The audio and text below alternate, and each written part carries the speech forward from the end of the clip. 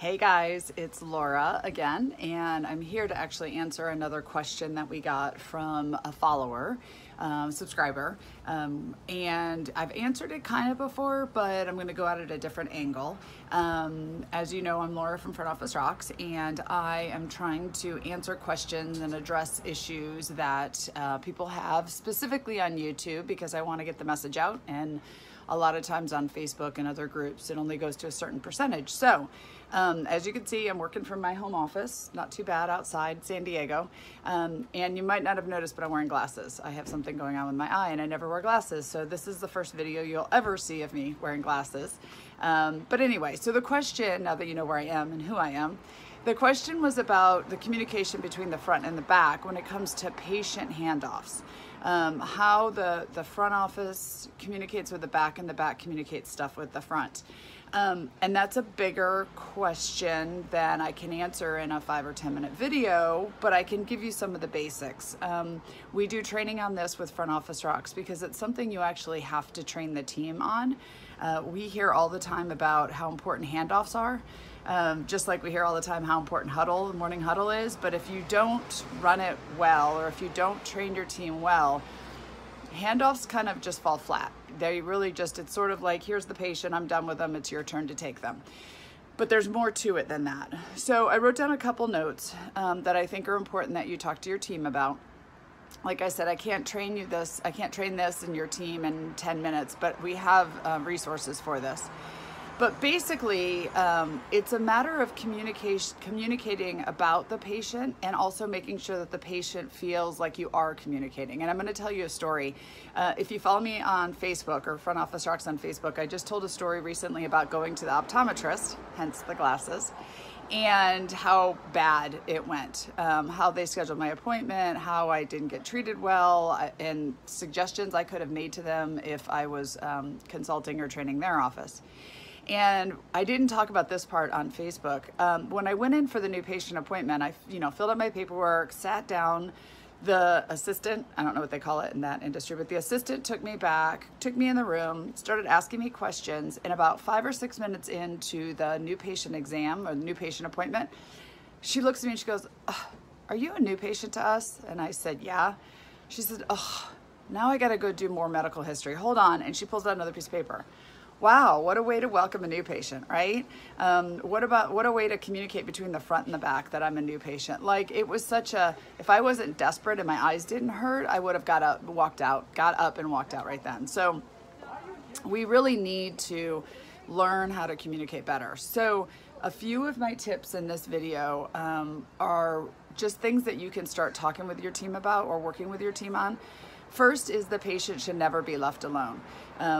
If the patient's in the reception area and I'm the receptionist, I should know, I should have an eye on the patient. I should be keep talking with the patient. Work should never get in front of the importance of making the patient feel comfortable. I should know if the patient got up to go to the bathroom. So if the assistant comes out, we know where the patient is. If the patient went outside to take a call, I should know that the patient went outside and came back in. The assistants, you guys should know when your patients are in the chair, if they need to get up to go to the bathroom, you should be escorting them to the bathroom. You should never leave a patient where there should never be a, where's Mrs. Jones? Does anybody know where she went? We should always be responsible for the patient. So the communication between the front and the back is that when that patient leaves the reception area to go back with the clinical person, there should be a handoff to that person. There should be a transition. And it could be as simple as, Mrs. Jones, Sarah's here to take you back. Everything, she's all set up for you. Have a good appointment. It doesn't have to be a full-fledged handoff, but there should be a communication, even if it's just a look to each other to say, I've got this patient, I'm taking them back, so that we know who's in control of the patient. So I know as a receptionist, okay, the assistant has Mrs. Jones there in the back. I'm no longer responsible for Mrs. Jones, Sarah, the dental assistant is. So knowing that responsibility and control and knowing where the patients are, that's a huge part of communication between the front and the back. Second thing then is when we do communicate details, communicating the right amount of information. What happens a lot of times is either we communicate too much information between team members or we don't communicate enough. When I talk about communicate too much information, when we're communicating what happened in the appointment, what needs to happen next, what questions the patient had during the appointment, what, came up that changed in the procedure. That's really what we should be communicating, not the gossip, the drama, the, oh my gosh, this patient's such a pain, or I'm so tired. Wow, I just don't have any patience for these patients. Like we sometimes transfer too much data. That's not necessary. So we should be transferring the data that's super important. But then on the flip side, sometimes we don't transfer enough information. So let's say the patient's in the back and the doctor, mentions to the patient that they really should get that filling done. And the patient says, I want to see what the insurance is going to cover, or I want to schedule it, but I want to schedule it after the wedding that's coming up, or whatever. That data, whatever happened in the operatory with the doctor and the assistant there, needs to get transferred to the front, whether it's we need to check their insurance or get them scheduled after the wedding or whatever it is.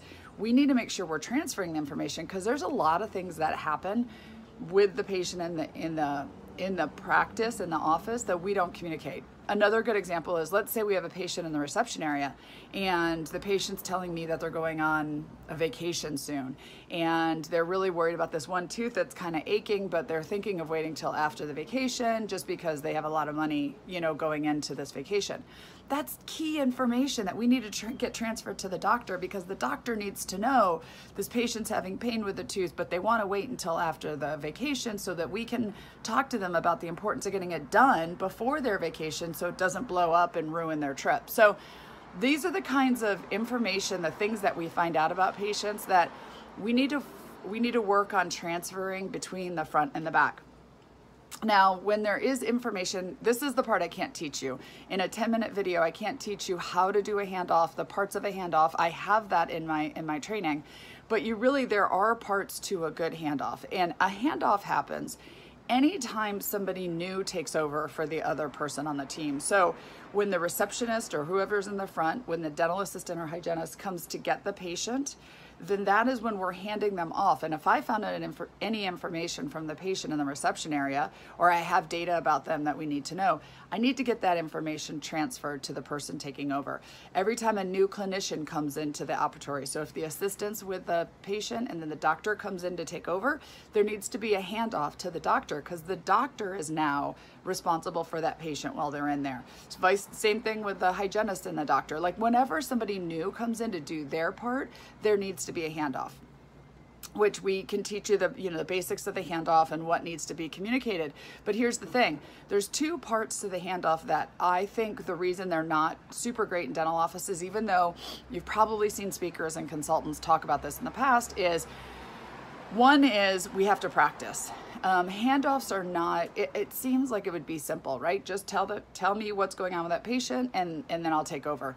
But not everybody's good at communicating. Not everybody knows what should be communicated. And sometimes it's a little awkward in front of the patient. Maybe there's other patients around. Maybe me and the team member don't get along very well. So communication isn't amazing between us. So there are reasons why good communication doesn't happen. And we need to teach our team the why this is important, and then have them practice so they can get good at handoffs, so that when they are actually handing the patient off to the next person, they know what to say, they're comfortable with it, and they know how to do the handoff. The second thing that I think I see fail a lot is that we know we have to hand a patient off. When I'm walking a patient up front, or I'm I'm taking them to the treatment coordinator or whatever, I know it's my job to hand that patient off. But what I see happen a lot of times in dental offices is that the person taking the handoff isn't ready for it, or isn't getting themselves set up to prepared to take the handoff. So for example, let's say I'm the scheduler and I see you coming down the hall with a patient. I should be getting ready as much as possible so that when you come to me with the patient, I can be ready, I can be focused, I can be listening, I can paying attention to you to receive that handoff. That doesn't happen a lot of times. And I think that's where people get kind of like burn out on handoffs, or the communication stalls, because I need to give you this patient, I need to give you the data, because I got to get back to my job. And you've got to be ready to receive it. And if you aren't ready to receive it, over time, I'm just going to be like, you know what, why am I taking all this time to do this? So that's my biggest thing, is you have to practice handoffs. You have to talk to your team about the importance of communication when it comes to patients and transferring this data. And then your team has to understand their job to receive it, because everybody needs to be responsible for the patients in their area every time they're in. So I hope that answers that question. I think we had a doctor who asked that. It's the general basis of what I would suggest with handoffs.